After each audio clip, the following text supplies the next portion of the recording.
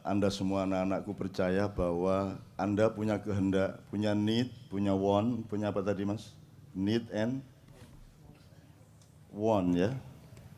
Anda punya kehendak, saya punya kehendak, dan Allah punya kehendak, dan Allah menyatakan, percayalah bahwa yang berlaku adalah kehendak Allah Subhanahu wa taala.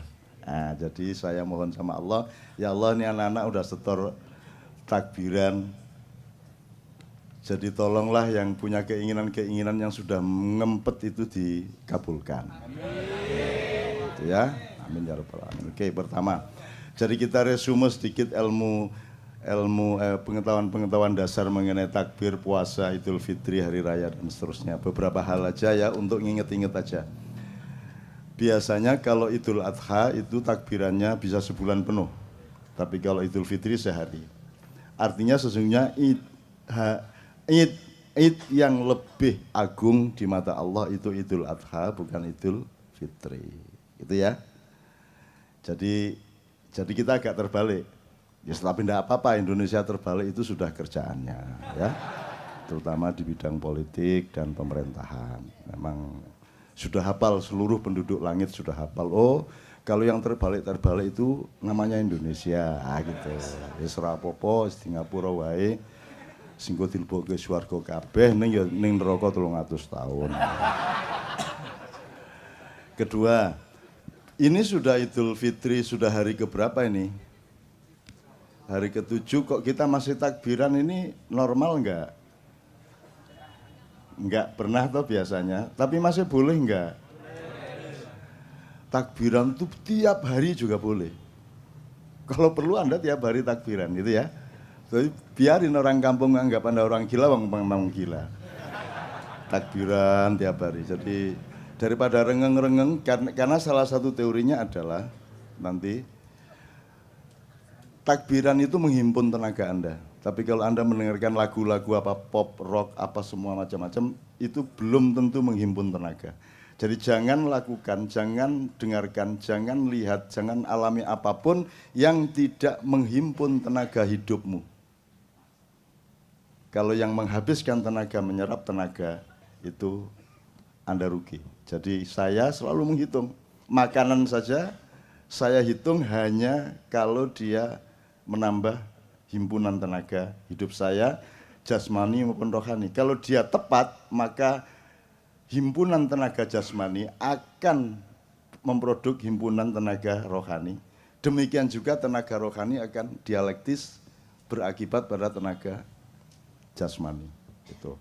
Nanti kita dengan manusia syahwat ini kita harus mengenali teori dasar mengenai jasmani rohani ini apa toh jane? Ini dikotomi apa gradasi apa? Ini kita harus kenal. Gitu. Nanti soal yang dibicarakan mengenai pilkada segala macam itu akan tidak ada gunanya kalau Anda tidak mengenali dasar-dasar dari hidup Anda sendiri. Gitu. Oke, nomor 2 soal hari raya dan puasa. Anda kalau di desa dulu kan kalau mau puasa malamnya kan diajari bapak-bapak ibu-ibu di musola kan nawaitu saumal ghadi an adai fardhi syahri ramadhana hadhihi sanati fardhon lillahi ta'ala itu zaman dulu. Kalau sekarang pakai rap itu kan. Nah itu som khoti itu kira-kira saya enggak tahu lah. Cuman yang ingin saya omongkan dari kalimat ini itu kan kalimat bikinan kita sendiri. Nawa itu artinya aku berniat, past tense ya.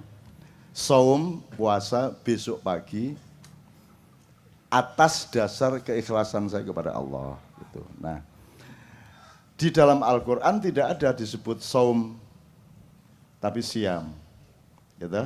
Siam Ramadan. Jadi kenapa kok niat Anda nawaitu saumal ghadi kok tidak nawaitu siamal ghadi? Ya enggak apa-apa sebenarnya, enggak ada masalah. Jadi saya ini bukan sedang mempermasalahkan. Cuman kalau ngerti bedanya hidung sama bulunya kan lumayan daripada enggak ngerti bedanya kan gitu kan.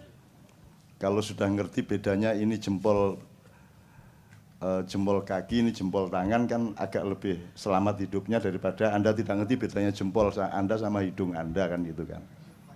Jadi gini, jadi kalau saya menafsirkan, siam itu adalah prosedur atau syariat untuk melakukan puasa, tidak makan, tidak minum dan memasukkan apapun, tidak melakukan sejumlah hal yang biasanya boleh dari subuh sampai maghrib, itu siam. Maka Ramadan disebut Ar-Ramadhanu Madrasah. Jadi Ramadan itu adalah diklat, pendidikan kilat 1 bulan, Anda dilatih untuk kembali melakukan siam dari pagi sampai sore, gitu ya. Kalau saum itu segala hal yang sifatnya menahan diri. Sampean sebut satu hal, apa perilaku, apa kerjaan, apa produksi, apa kerjaan, untuk apa saja yang tidak ada unsur menahan dirinya Anda sebut. Satu saja. Satu saja kerjaan yang tidak ada unsur menahan diri. Yang tidak ada unsur mengendalikan diri, yang tidak ada unsur membatasi diri. Satu kerjaan, kalau ada. Naik motor, ngegas, ngerem, berarti puasa, saum. Apalagi? Istri. Sebanyak-banyaknya apa Anda batasi satu saja? Satu, saum. Apalagi? Menggali tambang. Dihabisin sehabis-habisnya ataukah kita toleran kepada anak cucu kita yang harus mendapat bagian? Saya tanya, regulasi pemerintah selama ini pakai saum apa tidak? Tidak. Jadi puasa tidak pernah diingat oleh para stakeholder, apa pertambangan atau apapun saja. Padahal selamatnya manusia hanya kalau dia mengerti puasa.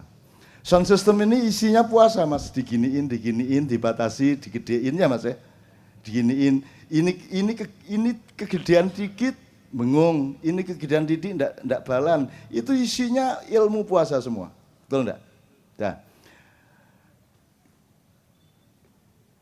kamu bikin celana itu kan prinsipnya puasa, kan makanya diukur toh kakimu panjangnya seberapa kan begitu, betul ndak?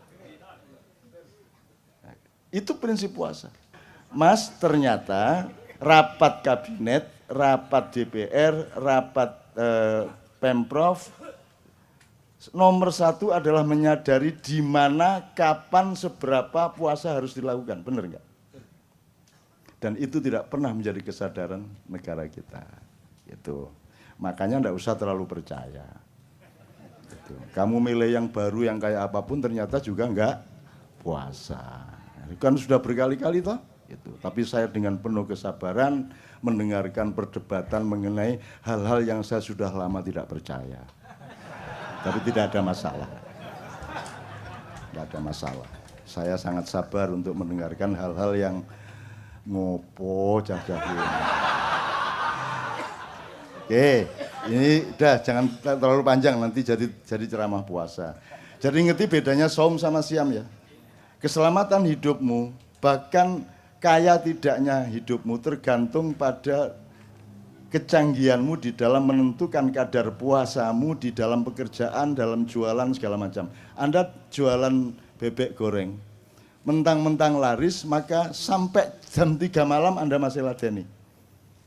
Jadi akhirnya beli bebek lagi untuk supaya Anda bisa goreng lagi.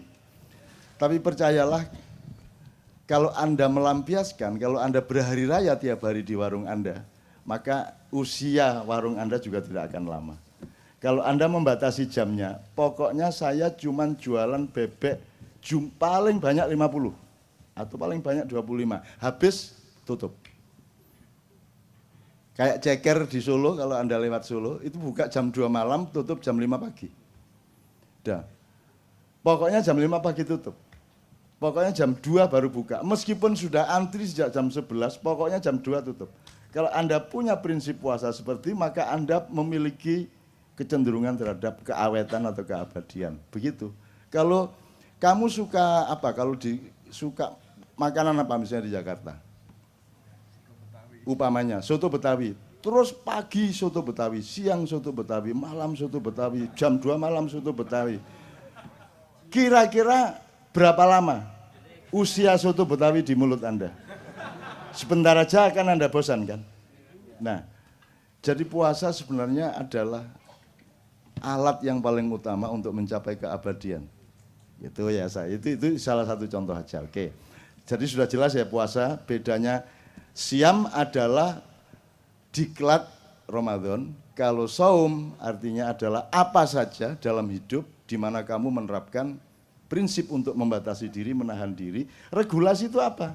Regulasi itu kan menghitung sesuatu secara akurat, secara tepat. Itu namanya puasa. Kan gitu Mas. Coba, mentang-mentang seneng sama istrimu, kok keloni ya bendino. Esok kelon, awan kelon, sore kelon. Kate ngantor sih diluk ngadeg dulu. Suwe-suwe bosen dewe mari ngono kon. Kan gitu. Maka harus ada puasa. Maka Rasulullah mengatakan makanlah kalau lapar dan berhenti makan sebelum kenyang, maka kamu akan sehat dan lebih lama keawetanmu gitu ya Rek ya.